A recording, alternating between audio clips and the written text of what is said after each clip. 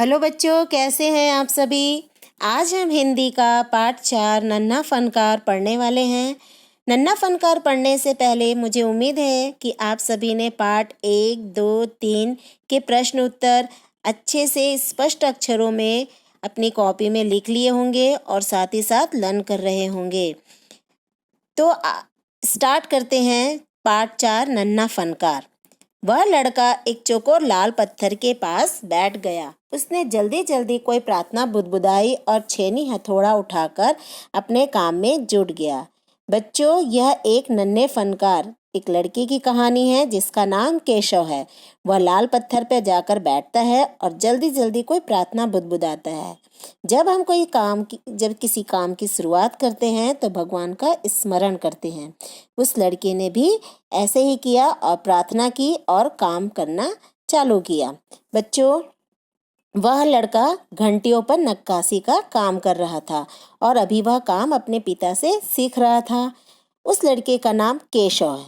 उस लड़के का नाम केशव था और वह 10 साल का था और अभी वह काम सीख रहा था। बच्चों, केशव जब वो पैदा भी नहीं हुआ था तब उसके माता पिता गुजरात से आकर आगरे में बस गए थे। आगरा जो कि बादशाह अकबर का वहाँ शहर था और वह बादशाह अकबर उस वक्त आगरे का किला बनवा रहे थे जब उसके माता पिता वहाँ गए थे। केशव के पिता को यही काम मिल गया।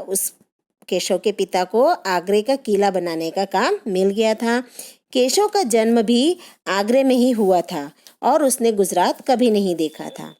बच्चों, केशव घंटियों पर नक्काशी का काम कर रहा था और उसे काम करते करते बहुत सी आवाज़ें सुनाई देती है, ठक ठक खड़ खड़, बहुत सारे शोर होते हैं। इसी दौरान उसे पीछे से किसी के आने की आहट सुनाई देती है और अचानक से एक आवाज़ आती है, माशा अल्लाह, ये घंटियाँ कितनी सुंदर है, क्या तुमने खुद बनाई हैं? केशव पीछे मुड़कर देखता है कि एक आदमी खड़ा है। तब केशव कहता है, बेशक ये घंटियां मैंने बनाई हैं। क्या मुझे तुम काम करते हुए नहीं देख सकते? क्या मैं घंटियों पे जो नक्काशी का काम कर रहा हूँ तुम्हें दिखाई नहीं देता? केशव ने बड़ी तल्खी से जवाब दिया।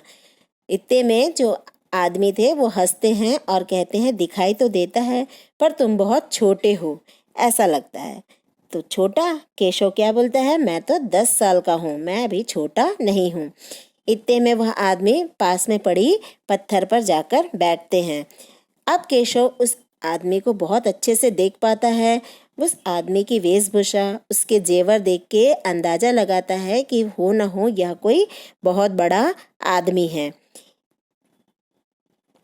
केशव ने उस आदमी के गले में पड़ी बड़े बड़े मोतियों की माला और उंगलियों की अंगूठियों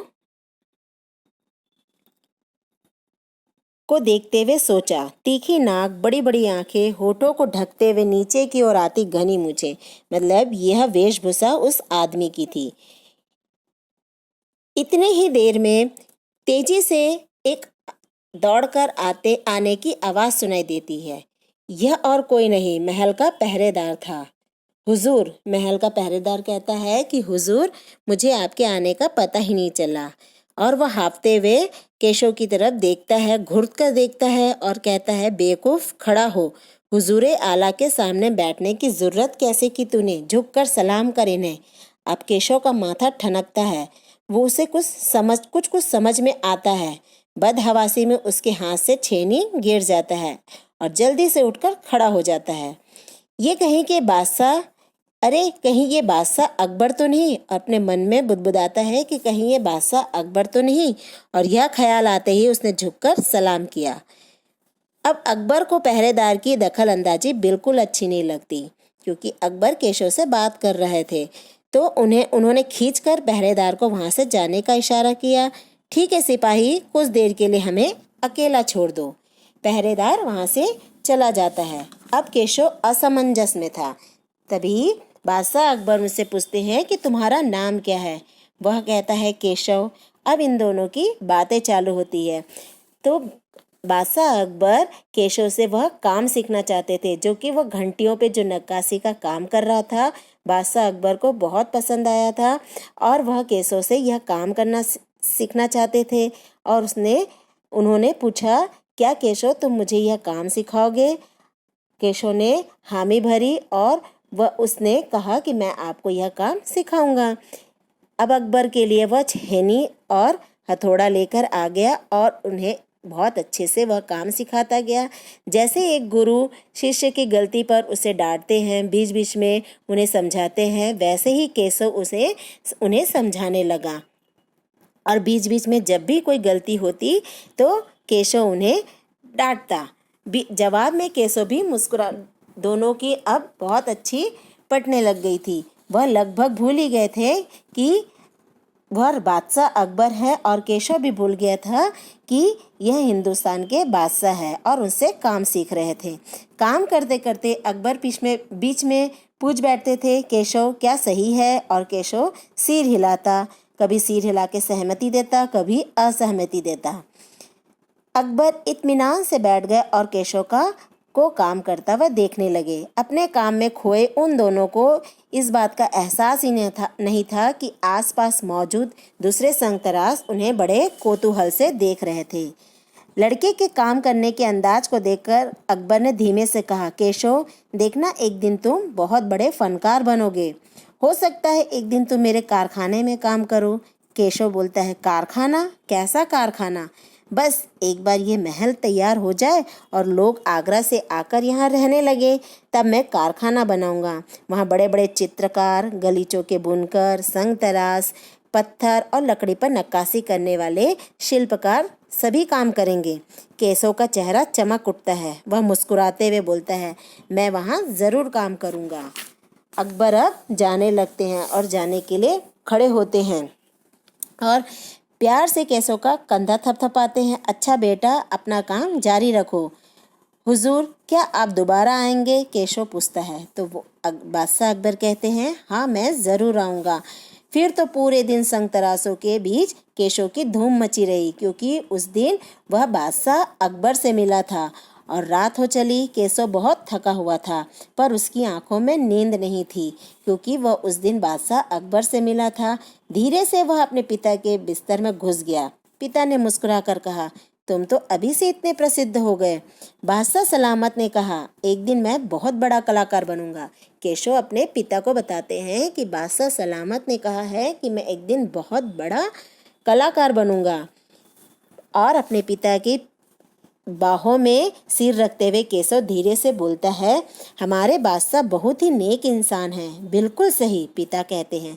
कुछ सोचकर केशव ने पूछा, बाबा एक बात बताओ, बादशाह के पास आगरा में एक से बढ़कर एक खूबसूरत महल है, फिर वे सिकरी में यह शहर क्यों बनवा रहे हैं?